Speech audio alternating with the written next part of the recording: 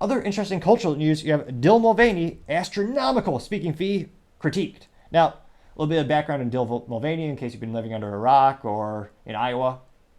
Just kidding, I'm proud Iowan. But is an instance where Dylan Mulvaney had most famously came to the forefront for having Dylan's initiative of 365 days of being a woman, where Dylan dressed up in women's clothing, being a biological man, and every day Dylan would put out a video where it'd be something stereotypical, I would say pejorative, against women, where I believe one time Dylan went to a forest wearing high heels and dressed in women's clothing. And then I did some market research. I asked my mom and my sister, does that ever, do you guys do that?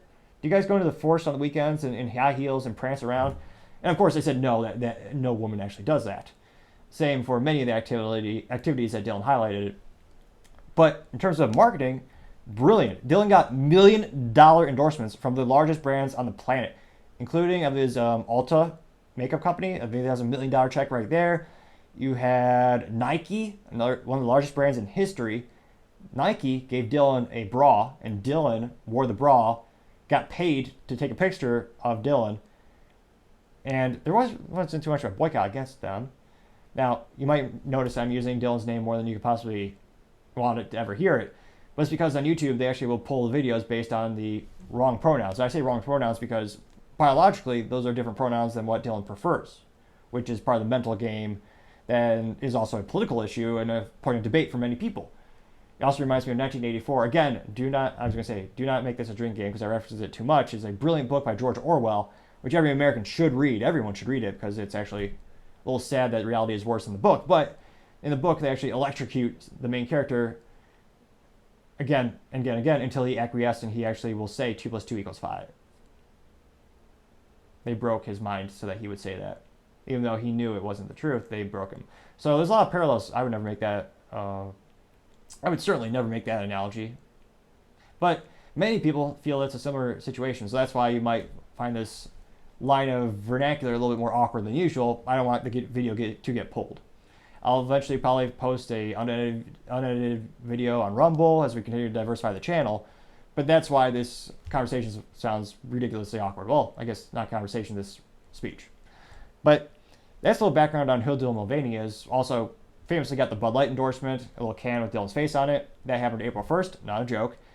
And that's when there's a big boycott. Bud Light lost $28 billion in stock valuation in like 2 months. After 20 years of being the #1 selling beer, they're now dropped precipitously. Modelo beat them both for May and June. I guarantee it's going to be July as well. And even with Bud Light giving away a beer with a rebate that's the same cost as the beer. Now, Dylan is now transitioning, not physically, but to a new role, apparently. Now, it looks like Dylan wants to do going to college tour. Now, business-wise, that's brilliant. Every college is going to pay and worship Dylan. Look at the demographics of who works on college campuses, who attends colleges. It's going to be a great fiscal opportunity. Now, ironically, or some might say ironically, Dylan is giving a speech, and the speeches in which the topic that they're going to be covering is going to be about female empowerment. Again, just to clarify, Dylan is a biological man who identifies as a woman. Some women find that offensive, which is why there's more controversy around this topic to begin with, and some men also find this offensive as well. Now, it looks like Dylan did a one-off engagement at the University of Pittsburgh for $26,250, which is fascinating to think that I do this for free for now. Click the subscribe button, greatly appreciate it. $26,250 for one speech. Great ROI. Now, when the publicist, that was a one-off, so some people reached out to Dylan's publicist. It looks like the average speaking engagement is going to be $40,000, which, wow, that's a lot of money in it. Talk about a brilliant ROI. And the colleges will 110% embrace this person, and Dylan's going to make, I wouldn't be surprised if Dylan made $1 million in the next 12 months just from college speaking engagements. Colleges are famously 99% staffed by liberals. I know this is a little bit of a dated book, but Ben Shapiro wrote a brilliant book by the name of, which one is on the shelf? I think it is The Right Side of History, or How to Destroy America in 3 Easy Steps, or facts don't care about their feelings. He has many brilliant books. Sometimes they merge into the kind of crossover, but one of his books talks about how college campuses, which hundreds of years ago used to be where people go to discuss ideas and philosophies and really engage and learn, and now they're just kind of indoctrination centers where all the polls show when you actually ask teachers what their beliefs are, it's over 97% liberal. So ironically enough, the college campuses who say they embrace and love diversity, no, not diversity of thought. That's not the kind they're talking about. And anecdotally speaking, even going to college in Iowa, I noticed many of my teachers were far leftist. There were a couple conservatives, but it was almost like it was a cliche to say, but the closet conservative, they don't really promulgate their ideals because they know they'll be ostracized immediately by society. So in terms of a business move, Dylan is right on the point here. Dylan will make that money.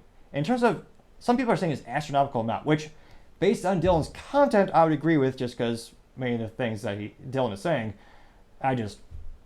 I wouldn't pay to see it. I'm not the core demographic of what Dylan's trying to reach.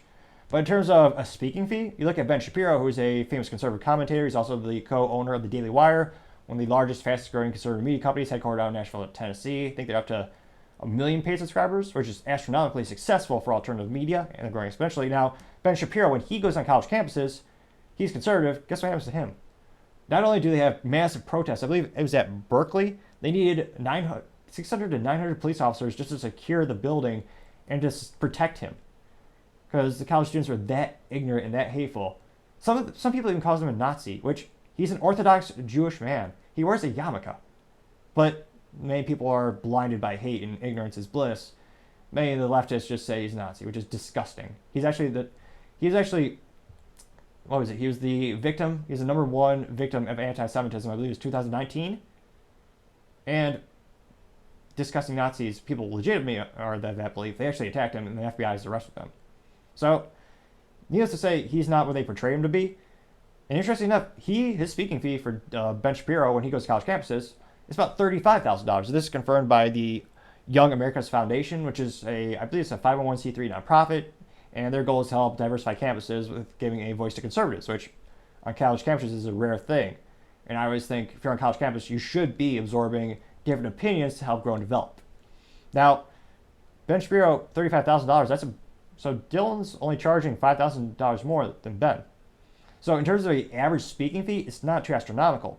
I would argue the content quality would make it overpriced, but that's just me. From a business perspective and cultural perspective, colleges are going to love this initiative. They're going to eat it up. I would venture to say there's only 2 to 3 real conservative colleges these days.